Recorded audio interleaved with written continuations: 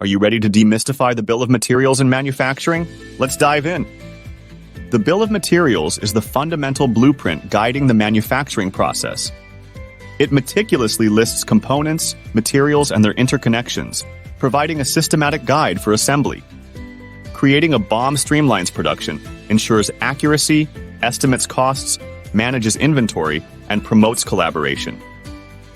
A standard BOM includes part names, descriptions, quantities, units of measure, part numbers, BOM notes, levels, phases, procurement types, and reference designations.